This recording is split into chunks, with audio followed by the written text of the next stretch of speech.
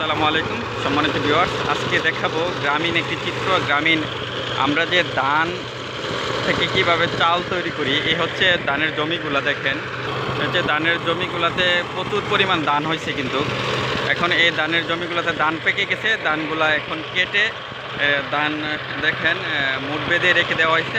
আর মুঠ বাঁধার পরে এই যে ধানগুলা কাটার পরে এখন কিন্তু মেশিন দিয়ে ধানগুলা মারাই করা হচ্ছে। কীভাবে মারাই করা হচ্ছে দেখেন, আপনারা অনেকেই কিন্তু এটা চিনেন না বা জানেন না।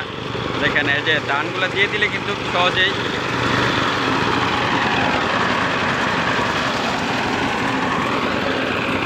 দেখেন বনগুলা কিন্তু একদিকে পড়তেছে।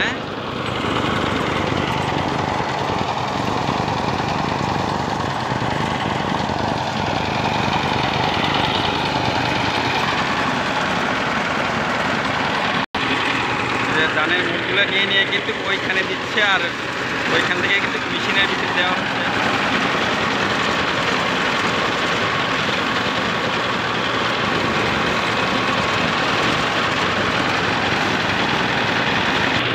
খুব ভালো ধান হয়েছে কিন্তু দেখেন, মাশাআল্লাহ অনেক সুন্দর ধান হয়েছে।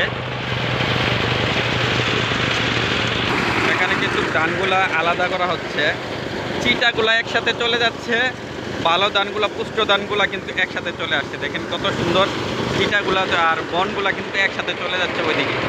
দেখেন বনগুলা কিন্তু কত সুন্দর সিস্টেম হয়ে কিন্তু এক জায়গায় থেকে আরেক জায়গায় চলে যাচ্ছে। আর চিটা ধানগুলা কিন্তু দেখেন, চিটা ধানগুলা ওই পাশে চলে যাচ্ছে, আর পুষ্ট ধানগুলো এই পাশে।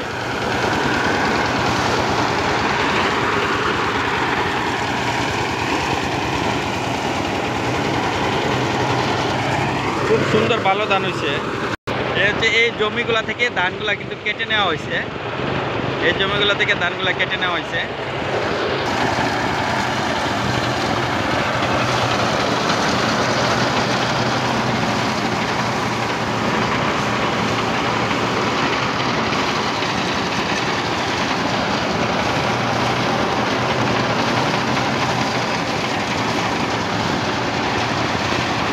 কত সুন্দর সিস্টেম দেখেন।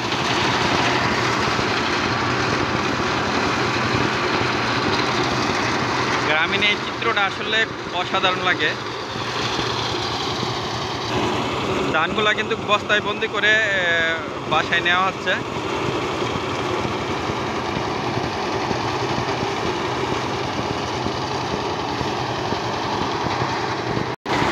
আমন ধান এগুলা।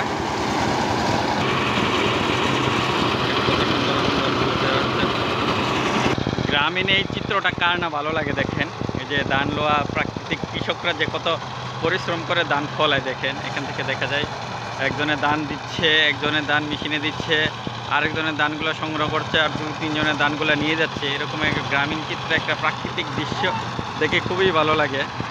ওকে ভিউয়ার্স, এই পেজে এখনও যারা ফলো দেননি ফলো দিয়ে দিবেন, আর এখনও যারা সাবস্ক্রাইব করেনি সাবস্ক্রাইব করে নেবেন। কিন্তু এদিকে দেখেন অনেক ধানের জমি আছে, ধানগুলো কিন্তু আস্তে আস্তে পেকে যাচ্ছে। এগুলো কিন্তু কাটা হবে, কাটা হয়ে যাবে, কিন্তু আস্তে আস্তে সবগুলোই কাটা হয়ে যাবে। যে হচ্ছে আমন ধান, আমাদের অফিসের ইয়ার ভিতরে, বাউন্ডারির ভিতরে এই ধানগুলো করা হয়েছে। খুবই সুন্দর ধান হয়েছে। ওকে, সবাই ভালো থাকবেন, আর নতুন ভিডিও পাওয়ার জন্য আমাদের সাথে থাকবেন, আর আমাদের এই পেজটাকে ফলো করবেন, আমাদের এই চ্যানেলটাকে সবাই সাবস্ক্রাইব করে রাখবেন। আল্লাহ হাফেজ, আসসালামু আলাইকুম রহমতুল্লাহ।